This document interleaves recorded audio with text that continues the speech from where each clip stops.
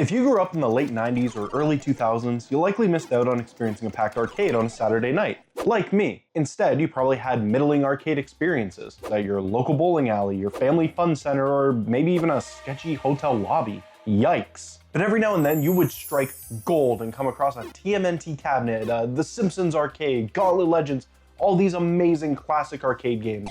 The one arcade series I think never gets talked about in the same breath as those others is Mega Man: The Power Battle. Honestly, I have been dying to play this game again in the arcade, so I think it's about time that I look into buying my first ever arcade cabinet.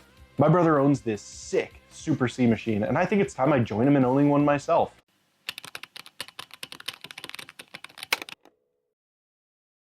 Well, I guess that dream's kind of dead, isn't it? I'm gonna have to settle for playing it the old-fashioned way, using the unlockable versions of the games in the Mega Man Anniversary Collection.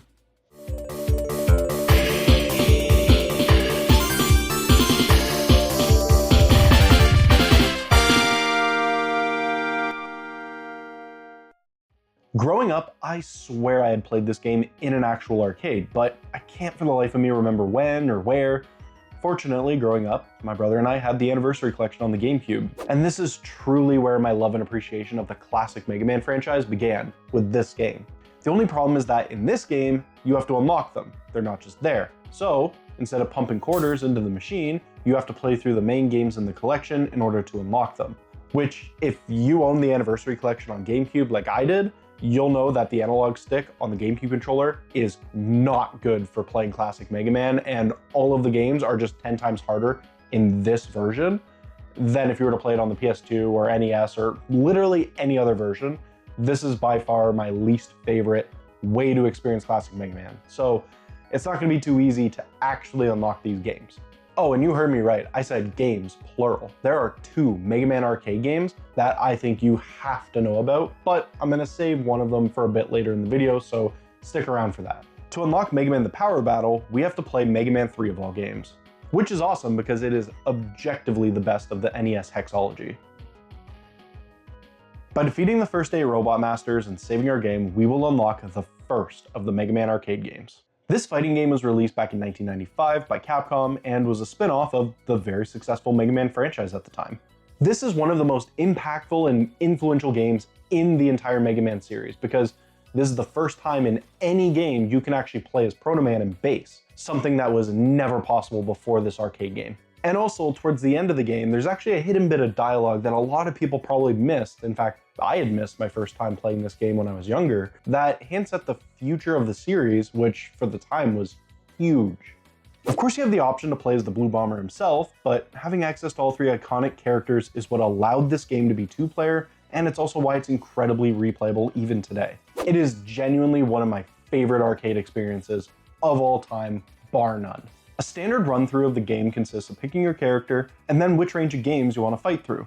You got Mega Man 1 and 2, Mega Man's 3 through 6, or just Mega Man 7, which actually released earlier in the same year. Each option will send you through a unique story based on your character of choice, and of course the Robot Masters change depending on the games. In option 1, you get to fight Cutman, Gutsman, and Iceman from the original game, and Crashman, Heatman, and Woodman from the sequel. A nice even mix from both games. For Mega Man 3 through 6, however, we get Magnet Man and Gemini Man from 3, Dust Man from 4, Gyro Man and Napalm Man from 5, and finally Plate Man from 6. This group of Robot Masters perfectly captures what I love about this game, and that is the heavy mixing and matching from a bunch of games that changes up the strengths and weaknesses of the bosses themselves. Once you beat a classic Mega Man game, you always know which power-ups beat which bosses, and while some of those carry over into this game, which, you know, sometimes it makes sense to do so, the mishmash of characters has you trying to figure it out from scratch, and I love that. Then there is the Mega Man 7 option, which is less exciting since it is just the Robot Masters from the 7th game minus Burst Man and Spring Man. F's in the chat for my Springy boy, which I understand is less fun nowadays, but you have to remember this game came out a few months after Mega Man 7 released, so a lot of people might not have owned Mega Man 7 yet, and this would have been their first experience fighting all of these bosses. So I kind of get why they went this route, and honestly, it's a pretty smart idea if you think about it. It's just nowadays, it's kind of just like playing Mega Man 7, but without the best character. After fighting your way through whichever group of bosses you desire, you will be met with a Wily Fortress mini-boss before getting to Wily himself. The bosses are the Yellow Devil again, but a little different, you know, a little spicy, look at the little guys running around, and the Van Pookin mini-boss from Mega Man 7. I just learned the name of this pumpkin while researching this video. I think this name is so dumb, it's so silly, but I kinda love it? I don't know. Finally, after fighting through 7 straight bosses, we are met face to face with the old man himself, Dr. Wily. This fight has 3 phases. We got a big floating robot half the size of the first, and then finally the iconic Wily capsule, which began appearing in various forms from Mega Man 4 onward. And while the 6 Robot Masters don't always pose the biggest threats, the Fortress mini-boss, as well as the Wily fight itself, definitely would eat up your quarters in the arcade, so you gotta watch out. And as you take down Wily, or fail to take him out completely, lose a bit of score, but that's okay, we are met with 3 different endings depending on which character you picked. These endings are simple and they match the basic endings that the NES games would have, some emotion, maybe a bit of humor to them, but pretty standard stories, with the exception of one comment made from Wily during the ending of Bass's playthrough, where he hints that he's making a robot that will blow him and Mega Man away. You might be thinking, hey Chris, what is this powerful robot that you're talking about? We gotta play the second arcade game to find out. It's time for Mega Man 2 The Power Fighters, baby! Woo!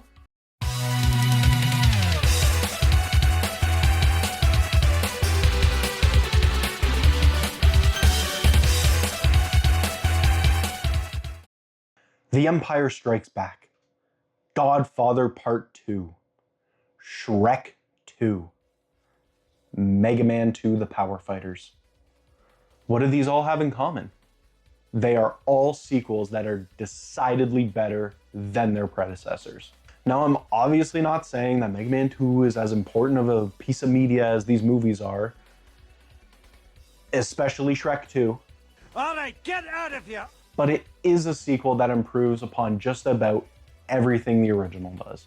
Just about everything. We're gonna talk about that. While the first game was an incredible experience that offered tons of replayability, tight and fast gameplay with iconic music and characters, The Power Fighters expands on all of it. The game follows the same formula of you pick a character, pick your group of bosses, take on Wily after a Fortress mini-boss, but it adds a little something extra to it at each step of the way that makes it the better of the 2 games. The first major change is the introduction of a 4th character, Duo, who is actually making his first ever appearance in the franchise in this game. And don't worry, we're gonna dive into Duo as a character very soon.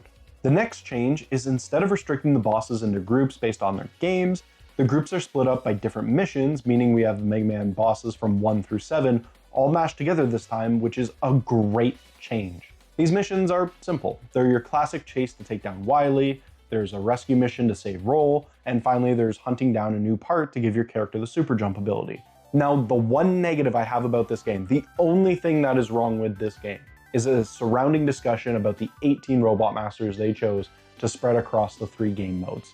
In the first 7 Mega Man games, there are 54 Robot Masters, and across the 2 arcade games, there are 36 slots for Robot Master fights. So I cannot for the life of me understand why Cutman, Gutsman, Heatman, Gemini Man, Gyro Man, Napalm Man, Plant Man, Slash Man, and Shade Man are reused. That's an entire run and a half worth of Robot Masters, half the roster of this game, that are identical to the first arcade game that came out a year prior.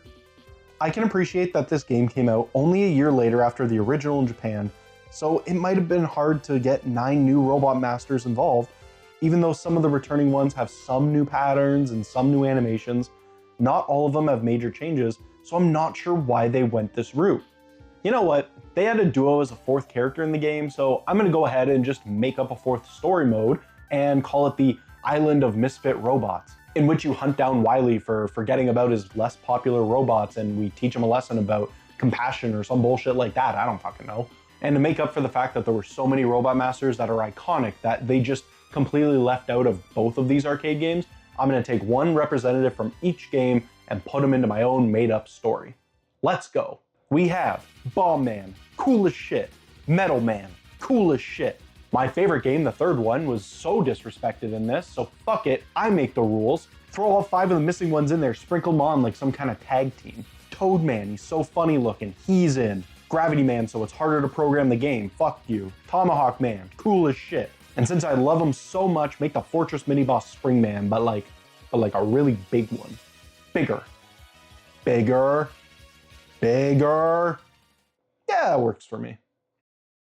You know, let me know down below which Robot Masters you'd put in your made-up scenario, or in my scenario, the Island of Misfit Robots, to make up for the fact that they completely butchered half the roster for this arcade game. So let me know in the comments. All joking aside though, this game is still a masterpiece. The gameplay is just as fun, just as tight and fast-paced as the original. The characters, the music, everything is top-notch, even with some of the repeats. And that remains true for the Wily Fortress mini-bosses as well. The Fortress mini-bosses are all new, with the exception of the Yellow Devil, who does have some new animations, so I guess half points for that at least. But the Mad Grinder from Mega Man 7 and the Mecha Dragon from Mega Man 2 make an appearance, and in my opinion, they are way harder boss fights than the Yellow Devil and Van Pookin ever were, so the inclusions help balance out the variety and the difficulty quite a bit. The final big thing to talk about is the changes they made to the fighting system, as well as the introduction of the support system.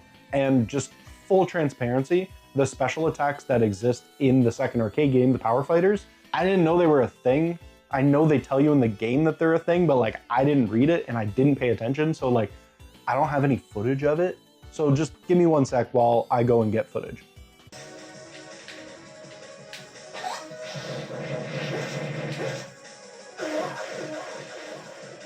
In this game, regardless of your character, after defeating your second but before defeating your final boss, you will be given an upgrade to each of your character's special attacks. Mega Man gets an improved uppercut by cutting down its hang time, Proto Man's short-ranged flare attack gets an increased hit range, Bass's somersault kick throws out 2 kicks instead of 1, and Duo has this like complicated toss and then slam that is too complicated to understand how to pull off because I'm just like an idiot. And I'm being honest, like it's a miracle I did it all. I literally pulled it off once and said, that's enough, not doing it again. So just imagine that there's like an additional punch before he does the toss and spins your enemy around like a pizza before slamming him into the ground. So just picture it.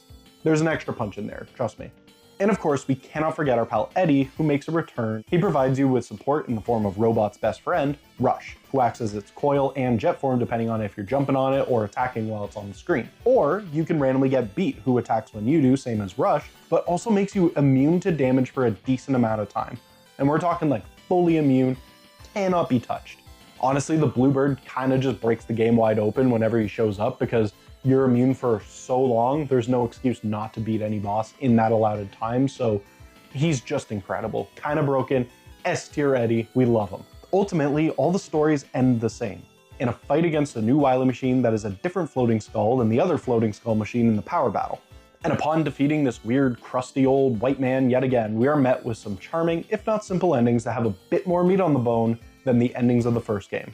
That is, with the exception of seeing a silhouette of Zero in the base ending, completing the intriguing hint of him in the ending from the power battle. Boom, full circle baby, I told you I'd tell you about it. As well as Duo, which I told you we would get there. Duo reveals to us that he's an alien of sorts and has a connection to Mega Man from the past. You see, I only knew about Duo the character from Mega Man Battle Network 4's final boss. I guess spoiler alert if you have not played the worst Mega Man Battle Network game, but I don't even know if it's canonically the same Duo. He is like a robot from space in that one as well, so I guess it's at least kind of the same Robot Master. I don't know. But I'm unsure if that's actually the Mega Man 8 Duo or if it's just like all the Battle Network characters, this is like a new version of Duo. But you might ask, why am I bringing up Mega Man 8? Because the ending of Duo's playthroughs tells you to go and play Mega Man 8 when it's released to get the full story of this new character. These two arcade games were built and developed around the releases of Mega Man 7 and Mega Man 8, at least from what I can tell. Mega Man 7 coming out a few months before the first game, and then Mega Man 8 being released a few months after the second arcade game. And I have to imagine that this was some kind of like marketing ploy to help sell and drive up interest in Mega Man 7 and 8 as they pivoted the franchise away from the NES era. Honestly, if these games were designed solely as marketing tools to help sell console games, then these are hands down my favorite marketing efforts of all time. These games stand on their own and are experiences I want to revisit annually. Thankfully, you no longer need to get lucky and find the arcade in the wild or own the Anniversary Collection to access these games. In 2022, Capcom released the Capcom Arcade Second Stadium Collection that is available on basically any modern platform, and it contains both games. And if you have an analog pocket like me, you can experience these games on the go when you need your arcade Mega Man fix, thanks to the Capcom Arcade cores. In the end, I wanted to share these games with you guys because I think they are two very important experiences in the classic Mega Man franchise that a lot of you might have missed out on. If you enjoyed learning about or being reintroduced to these two amazing games, then subscribe to the channel because I plan on covering way more games from the obscure ends of all these popular franchises that maybe you and myself have missed out on over the years. Like maybe the Mega Man racing game that's also buried away on another collection. If you want to watch a video already out on my channel though, and you're a Capcom fan, then I suggest you check out this video on screen and watch me suffer as I attempt to beat Dead Rising's hardest challenge. To all of you still here, thanks for watching, and I will see you in the next one. Cheers.